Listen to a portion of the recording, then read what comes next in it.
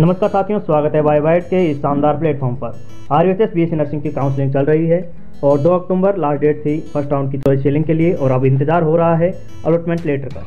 आपका allotment letter कब तक आएगा, सेकंड राउंड कब से स्टार्ट हो रही है, और जो न्यूज़ के अंदर एक आर्टिकल आया था आईएनसी को लेकर, उस पर भी हम पूरा डिस्कशन करेंगे और जो कौन कौन से डॉक्यूमेंट आपको ज़रूरी हैं वो जो सारे डॉक्यूमेंट के ऊपर भी हम बात करने वाले हैं। तो चलिए फिर वीडियो को स्टार्ट करते हैं और सबसे पहले देखते हैं कि आपको अलॉटमेंट लेटर कब तक आएगा। देखिए, अलॉटमेंट लेटर वैसे तो बोला जा रहा था कि जहाँ तक सूचनाएं आ रही थी कि कल या परसों में आ जाएगा, लेकिन जैसा आप सभी जानते हैं कि आरयूएचएस हमेशा लेट रिसीव करता है, हमेशा देरी करता है, अपने शेड्यूल को भी कभी फॉलो नहीं करता है।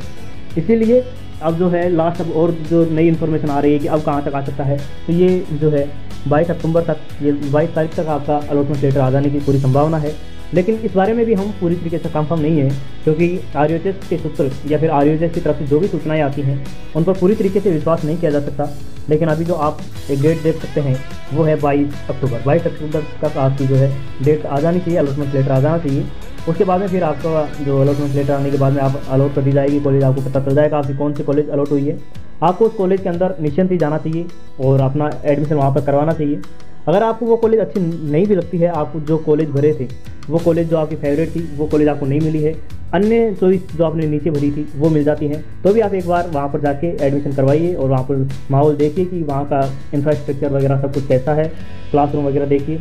आपको अच्छा लग रहा है तो भी करवा दीजिए, और जहाँ नहीं भी लग रहा है अच्छा तो भी एक बार एडमिशन करवा दीजिए, क्योंकि फिर आप जो है प्रमोट करवा सकते हैं। फर्स्ट राउंड में आपको जो भी कॉलेज मिली है उसको आप सुनिश्चित कर लीजिए और उसमें एडमिशन ले लीजिए, क्योंकि अगर आप फर्स्ट राउंड के अंदर कॉलेज को छोड़ देते हैं उसके बाद में आप सेकंड राउंड के अंदर पार्टिसिपेट नहीं कर पाएंगे, फिर आपको सीधा थर्ड राउंड और फोर्थ राउंड के अंदर ही पार्टिसिपेट करना पड़ेगा।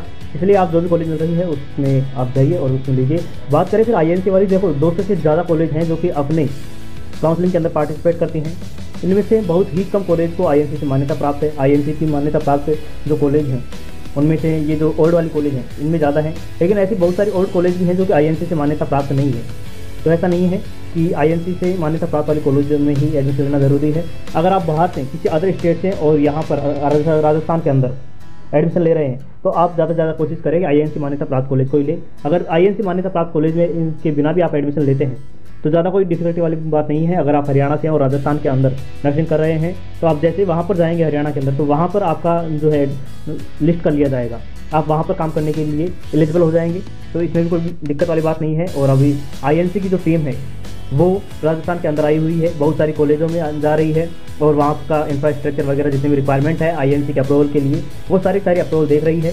उसके बाद में बहुत सारे कॉलेजेस को आईएनसी के अप्रूवल अभी भी मिल रहे हैं, अभी चल रहा है ये प्रोग्राम।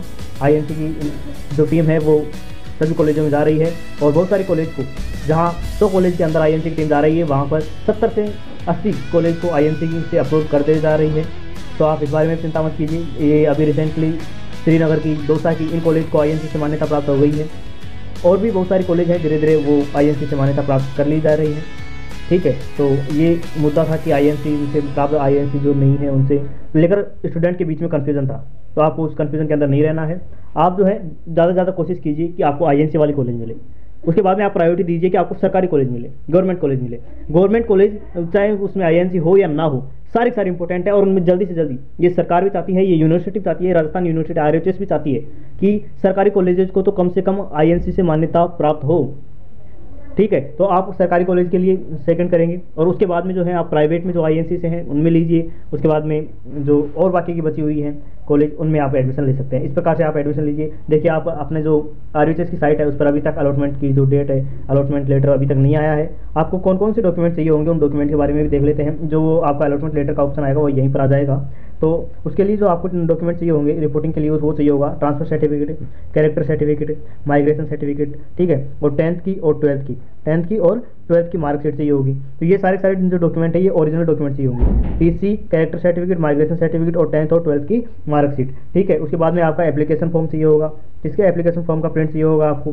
ठीक है, उसके बाद में डोमेस्टिक सर्टिफिकेट और कास्ट सर्टिफिकेट जो ओरिजिनल चाहिए होंगे। कास्ट सर्टिफिकेट जो है 6 महीने से पुराना नहीं होना चाहिए।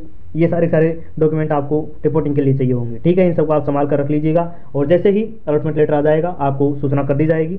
इसी चैनल पर आपको बता दिया जाएगा अलॉटमेंट लेटर कैसे डाउनलोड करना है और आगे क्या कुछ प्रोसेस होने वाली है वो सारी चीज़ें बता दी जाएंगी। तो चैनल को सब्सक्राइब कर लीजिए। मिलते हैं नेक्स्ट वीडियो में, धन्यवाद।